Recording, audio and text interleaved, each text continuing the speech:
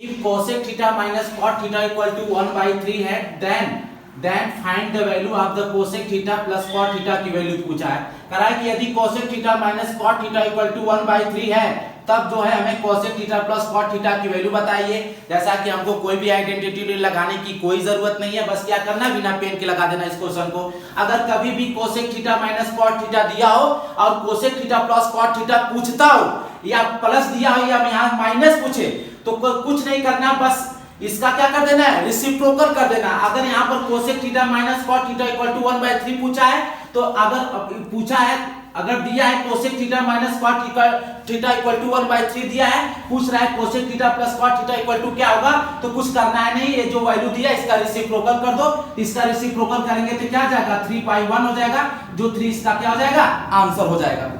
Question number 5 में क्या है, find the value of the x की वैल्यू पूछा है। जैसा कि दिया गया एक इक्वेशन एक प्रकार का है, क्या कैसा इक्वेशन है, क्वाड्रेटिक इक्वेशन है। तो किसी भी क्वाड्रेटिक इक्वेशन के पास कितने रूट होते हैं, 2 रूट होते हैं, मतलब x की 2 वैल्यू मिलेगी। जब x की 2 वैल्यू मिलेगी तो यहाँ पर कैसे निकालेंगे जरा देखिए। चूंकि यहाँ पर माइनस के आगे क्या, चूंकि यहाँ पर इस स्मॉल ब्रैकेट के आगे क्या लगा है, माइनस लगा है। जब भी स्मॉल ब्रैकेट के आगे अगर माइनस की साइन लगी होती है, तो x की वैल्यू निकालते समय इसके आगे जो प्लस साइन लगी उसमें भी कोई चेंज नहीं होगा, और इसके आगे जो प्लस साइन 1 के आगे जो प्लस साइन लगी है उसमें भी कोई चेंज नहीं होता है। मतलब x इक्वल टू क्या आ जाएगा, √3 आ जाएगा, x इक्वल टू क्या आ जाएगा, 1 आएगा। क्योंकि यहाँ पर माइनस दिया हुआ है, इसलिए x की वैल्यू निकालते समय इसके अंदर जो साइन इसमें कोई चेंज नहीं होता है। अगर प्लस है तो प्लस ये √3 लिख देते हैं, अगर यहाँ +1 है तो यहाँ पर +1 लिख देंगे, बस ये जो इसका आंसर हो जाएगा।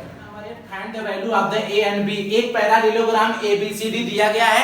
इस क्वेश्चन से एक पैरेललोग्राम दिया गया है जिसमें हमसे क्या पूछ रहा है, a और b का वैल्यू पूछ रहा है। तो जैसा कि हमको पता है कि पैरेललोग्राम की अपोजिट साइड आपस में क्या होती है, इक्वल होती है, इसलिए अपोजिट डिस्टेंस भी आपस में क्या होगी, इक्वल होगी। इसलिए अगर 4 और 3 के बीच का डिफरेंस जितना होगा उतना ही डिफरेंस a और 5 के भी बीच होता है, क्योंकि दिया गया क्वाड्रिलेटरल है, क्या है, पैरेललोग्राम है। पैरेललोग्राम के लिए ऐसा होता है।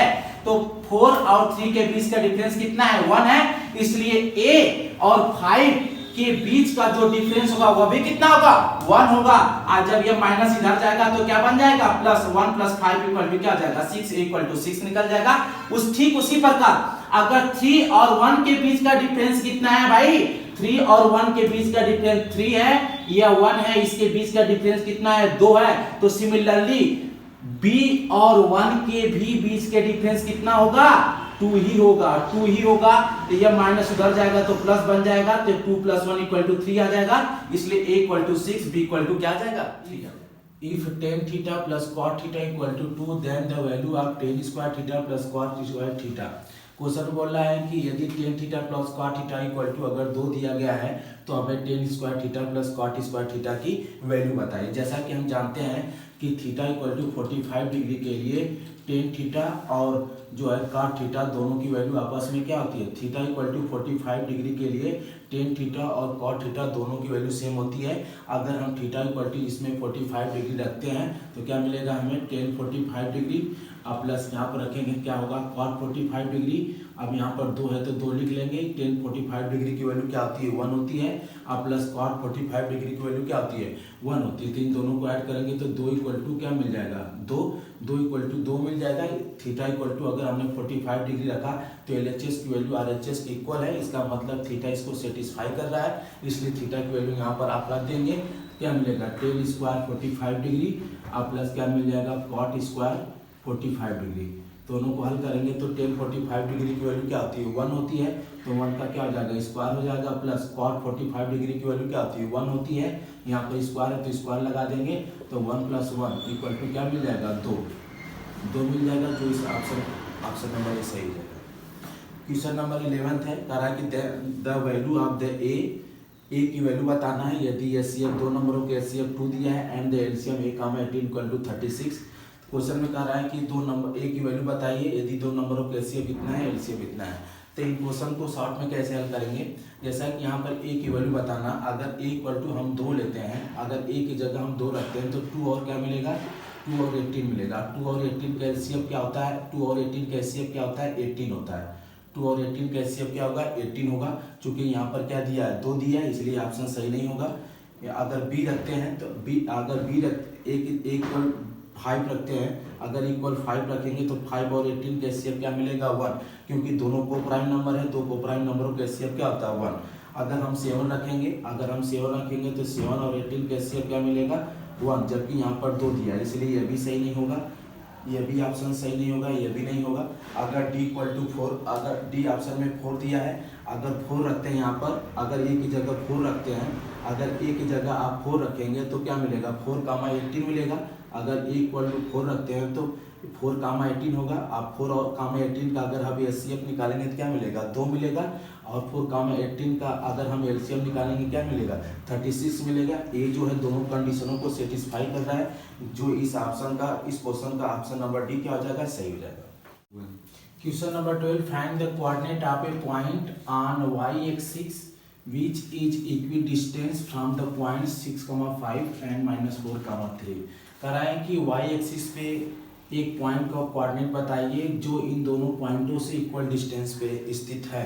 जैसा कि हमको पता है कि कोई भी पॉइंट अगर y एक्सिस पे स्थित होता है तो उसका कोऑर्डिनेट जो लेते हैं वह 0,y लेते हैं, y की वैल्यू वही होती है और x कोऑर्डिनेट क्या हो जाता है 0 हो जाता है। तो क्वेश्चन में बोला है कि y एक्सिस पे स्थित कोऑर्डिनेट बताइए, तो मान लिया कि हमने y एक्सिस पे जो स्थित कोऑर्डिनेट जो होगा वह 0, क्या होगा y होगा। तो जब भी हमें कोऑर्डिनेट जो y एक्सिस पे स्थित पॉइंट P का जब भी कोई कोऑर्डिनेट मिलेगा तो 0, y के फॉर्म में मिलेगा।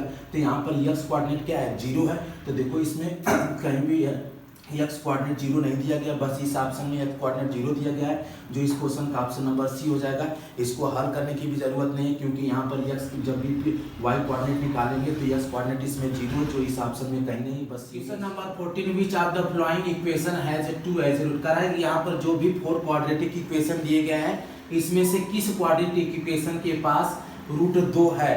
तो हम क्या करते हैं, क्योंकि यह सब x के फॉर्म में, इसलिए x इक्वल टू हम क्या रखते हैं 2 हर इक्वेशन में रख लेते हैं। तो अगर x इक्वल टू 2 इसमें रखेंगे तो 2 के पावर 2 हो जाएगा, यहाँ पर 4 इसके बीच में मल्टीपल हो जाएगा, 2 + 5 इक्वल टू कितना 0। इसको हल करूंगा तो मैं क्या आएगा 2 × 2 = 4 -8 + 5 आ जाएगा, तो 5 + 4 9 और -8 क्या आ जाएगा 1 आ जाएगा, जो 1 जो है 0 के इक्वल नहीं है। क्योंकि यह x इक्वल टू इसमें रखा तो LHS की वैल्यू RHS की इक्वल नहीं है, इसलिए x इक्वल टू 2 इसका रूट नहीं होगा। जब x इक्वल टू 2 हमने इसमें रखा तो x के पावर 2 आ गया, +3 × 2 -12 इक्वल टू 0 आ गया। इसको हल करूंगा तो क्या आएगा -2 आएगा, क्योंकि -2 0 की इक्वल नहीं है। x इक्वल टू 2 हमने इसमें रखा, LHS की वैल्यू RHS की इक्वल नहीं है, इसलिए x इक्वल टू 2 भी इसका रूट नहीं होगा। तो अब फिर थर्ड इक्वेशन में हम रखते हैं x इक्वल टू 2, तो यहाँ पर रखा तो x के पावर यहाँ 2 मल्टीपल s है, s की जगह हमको 2 रखना, 2 के पावर 2 मल्टीपल 7 × x के क्या 2 रखा +6, इसको हमने हल कर दिया तो क्या है 14 - 14। तो देखिए LHS की वैल्यू RHS के क्या है इक्वल है, मतलब इधर भी 0 आएगा, इधर भी क्या आएगा 0। तो LHS की वैल्यू RHS की इक्वल है, इसलिए x इक्वल टू 2 जो इस क्वाड्रेटिक इक्वेशन का क्या होगा रूट होगा। क्यों? क्योंकि अगर कभी भी x की वैल्यू रखने पर LHS की वैल्यू RHS की इक्वल आती है तो इसका मतलब कि x इक्वल टू 2 इसका क्या होगा रूट होगा। क्योंकि यहाँ LHS की वैल्यू RHS की इक्वल है, इसलिए x इक्वल टू 2 इसका क्या होगा रूट होगा। क्वेश्चन नंबर 15 है the points P which divides the line segment joining the points A 2, -5 and B 5, 2 in the ratio 2:3 lie in the coordinates।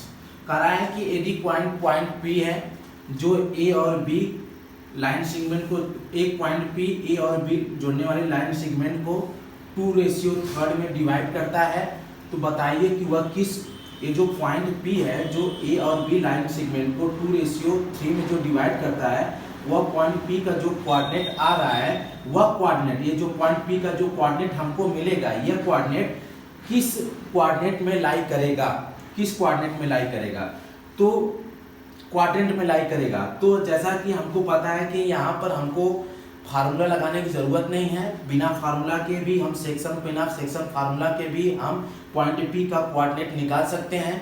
चलिए देखते हैं कैसे शॉर्ट में हल करते हैं। यहाँ पर जो आपका फर्स्ट रेशियो होता है, इस फर्स्ट रेशियो का यहाँ पर जो पहला x कोऑर्डिनेट होता है उसमें मल्टीपल करते हैं उसमें। तो अगर इस फर्स्ट रेशियो का इस x वाले कोऑर्डिनेट में मल्टीपल करेंगे तो 2 × 5 क्या आ जाएगा 10 आ जाएगा। 2 मल्टीपल 5 क्या 2 इंटू मल्टीपल 5 तो क्या आ जाएगा 10।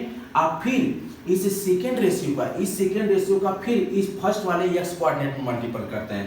तो 3 का 2 में मल्टीपल करेंगे तो क्या आएगा 6। तो पहली बार मल्टीपल किया तो क्या आया 10 आया, दूसरी बार मल्टीपल क्या किया तो 6 आया। फिर 10 और प्लस 6 दोनों को क्या कर देते हैं ऐड करते हैं। 10 और 6 को क्या कर देते हैं ऐड कर देते हैं और अपान क्या लिखते हैं 5। ये अपान करके इन दोनों रेशियो का क्या करते हैं सम कर देते हैं। मतलब अपान वही वर्ड लिखेंगे जैसे 2 और रेशियो 3 का सम क्या आएगा 5 आएगा तो 5 लिख देंगे। फिर y कोऑर्डिनेट कैसे निकालेंगे, फिर वही काम करेंगे। फर्स्ट रेशियो का इस y कोऑर्डिनेट में क्या करेंगे मल्टीपल। तो इस फर्स्ट रेशियो का इस y कोऑर्डिनेट यहाँ पर जो क्या है 2 है, तो 2 में मल्टीपल का 2 का 2 में करेंगे तो क्या आएगा 4 आएगा 4। फिर इस सेकेंड वाले का इस y कोऑर्डिनेट में मल्टीपल करें। जब इस सेकेंड वाले का इस y कोऑर्डिनेट में मल्टीपल करेंगे तो 3 मल्टीपल 5 इक्वल टू क्या आ जाएगा -15 आ जाएगा। अब इस 4 और -15 को ऐड करेंगे। जब 4 और -15 को अब ऐड करेंगे तो क्या आ जाएगा 4 -15 आ जाएगा। तो हमने यहाँ पर क्या लिखा 4 -15 अपान मतलब क्या इन दोनों का अपान वही वर्ड लिखेंगे मतलब इन दोनों का सम क्या आ जाएगा 5 आ जाएगा। इसको हल करेंगे तो क्या आएगा प्लस और माइनस। तो हमको पता है कि प्लस और माइनस किस कोऑर्डिनेट में आता है फोर्थ कोऑर्डिनेट में, जो इसका ऑप्शन नंबर क्या हो जाएगा डी सही हो जाएगा। Question number 13 The upper limit of the median class of the following frequency distribution is। कह रहा है कि जो नीचे दिए गए मीडियन क्लास की अपर लिमिट हमको बताइए। जो नीचे दिया गया फ्रीक्वेंसी डिस्ट्रीब्यूशन है उस नीचे जो फ्रीक्वेंसी डिस्ट्रीब्यूशन दिया गया है उसमें मीडियन क्लास की अपर लिमिट बताइए। मीडियन जैसा कि हमको पता होता है मीडियन मतलब क्या होता है मिडिल क्लास। मीडियन मतलब क्या होता है मिडिल क्लास। मीडियन मतलब क्या होता है मिडिल क्लास। अब मिडिल क्लास कौन होगी यही ना होगी भाई, मीडियन क्लास यही होगी। तो मीडियन क्लास हमने क्या यहाँ पर लिखा है 12 से 17 लिखा है। क्योंकि यहाँ पर देखिए यहाँ से अपर लिमिट और लोअर लिमिट, यहाँ पर देखो लोअर और अपर के बीच के डिफरेंस क्या है 1 है। यहाँ पर भी लोअर और अपर के बीच के बीच डिफरेंस 1 है। यहाँ पर भी लोअर और अपर के बीच का डिफरेंस क्या है 1 है। तो जब भी अगर किसी क्लास में लोअर और अपर के बीच का डिफरेंस 1 होता है तो दी गई क्लास जो होती है वह इंक्लूसिव फॉर्म में होती है। किस फॉर्म में होती है इंक्लूसिव फॉर्म में होती है। तो ये जो मीडियन क्लास हमने निकाला है ये किस फॉर्म में इंक्लूसिव फॉर्म में है। जबकि हमको इस एक्सक्लूसिव फॉर्म में बदलना जरूरी होता है, इसलिए जब भी किसी इंक्लूसिव फॉर्म को एक्सक्लूसिव फॉर्म में बदलते हैं तो लोअर लिमिट में 0.5 माइनस कर देते हैं। कितना 0.5 माइनस कर देते हैं और अपर लिमिट में क्या कर देते हैं 0.5 प्लस कर देते हैं। तो जब 17 में 0.5 प्लस करेंगे तो क्या आ जाएगा 17.5 आ जाएगा। इसमें से माइनस करेंगे तो क्या आ जाएगा 11.5 आ जाएगा। जैसा कि क्वेश्चन में क्या पूछा है अपर लिमिट, तो अपर लिमिट है कितना 17.5 है। जो 17.5 जो इसका ऑप्शन नंबर ए हो जाएगा। बस पूछिए।